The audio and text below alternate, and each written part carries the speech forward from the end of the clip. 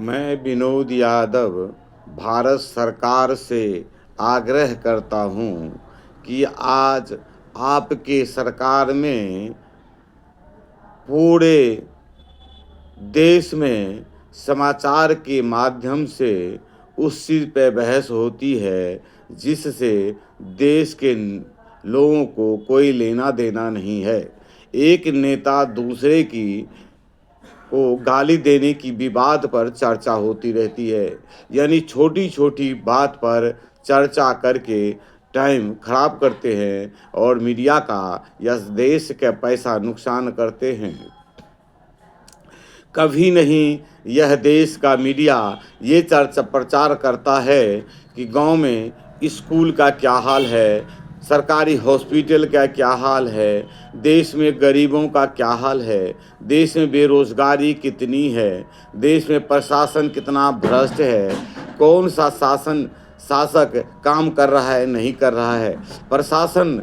जनता के साथ क्या व्यवहार कर रहा है, जनता का काम किस प्रकार कर रहा है। किसी भी प्रशासन को देश में किसी से कोई डर नहीं है, किसी नेता को किसी विभाग में कोई डर नहीं है, क्योंकि नेताओं की कमाई का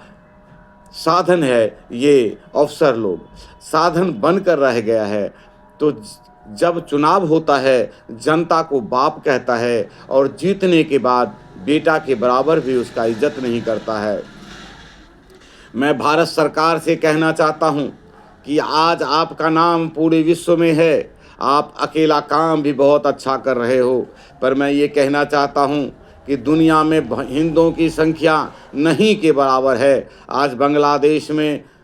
खुल्लम खुल्ला हिंदुओं पर अत्याचार हो रही है, सोए में आग लगा रहा है, जिंदा को जला रहा है, जिंदा को काट रहा है, जिंदा को फांसी लटका रहा है, और आप मूक दर्शक होकर देख रहे हैं। जब आप भारत पर से कश्मीर पर से धारा 370 हटा सकते हैं, 500 साल पुराना राम मंदिर बना सकते हैं, 3 तलाक को हटा सकते हैं, तो आप भारत के द्वारा जाने वाले निर्यात होने वाले कपास, पेट्रोलियम उत्पाद,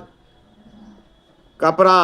अनाज, रसायन, मशीन, इंजीनियरिंग मशीन, दवाई, यहाँ तक कि आज भारत बांग्लादेश को बिजली तक देता है, आपको उसके माध्यम से नहीं के बराबर कुछ मिलता है, और जो मिलता है जो आपके देश में खूब होता है। आप ये सब बंद करके इस अत्याचार को आसानी से रोक सकते हैं, पर आप क्यों नहीं ऐसा करते हैं? क्यों आप देखना चाहते हैं कि पूरे देश में हिंदू आक्रोशित होगा तो हमको वोट देगा, हिंदू बचे न बचे लेकिन हमें वोट दे, हमें राजा बनाते रहें। अरे यह देश के हिंदू जो है, हिंदू के लिए दोनों तरफ खाई है, आपके साथ है तब भी ये अत्याचार सहन हो रहा है और आपके साथ नहीं रहेगा। जो इनके मित्र है, जो इनके वंशज है, चाहे वो राहुल गांधी है, सोनिया गांधी है, प्रियंका गांधी है, इनके वंशज जो हिंदुओं पर अत्याचार कर रहा है, उनके लिए ये क्यों बोलेंगे? ये तो वो चीज़ बोलेंगे जो आप अच्छे काम करोगे तो इसका ये विरोध करेगा, ताकि आपके द्वारा अच्छा काम ना हो और इसका नामो निशान भारत से ना मिटे। ये अपना नामो निशान बचाने के लिए आपका हर अच्छा काम का लोकसभा और राज्यसभा में विरोध करता है, और ये बात मीडिया कभी नहीं दिखाता है, और ये बात पता नहीं आपको भी समझ में आता है कि नहीं।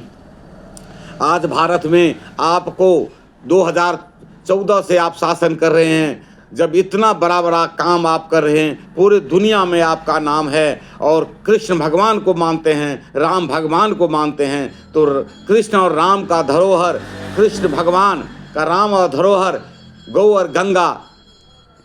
गौ की हत्या निर्मम से भारत में हो रही है, गौ की मीट विदेश भेजा जाता है, गौ की हत्या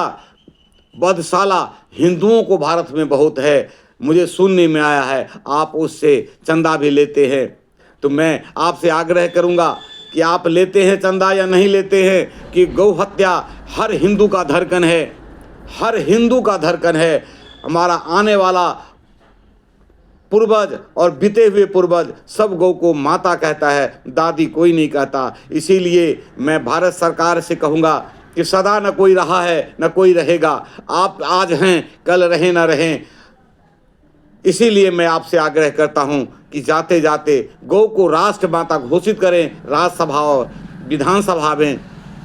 यानी लोकसभा और राज्यसभा में, और हर राज्य के विधानसभा में जहाँ जहाँ आपका सरकार है पास कराएं और भारत में गौ को राष्ट्र माता घोषित करें। और यही आपका एक अमिट छाप रह जाएगा, इतिहास रह जाएगा, बाकी तो आएगा और चला जाएगा। इसीलिए मैं बार बार कहता हूँ कि आप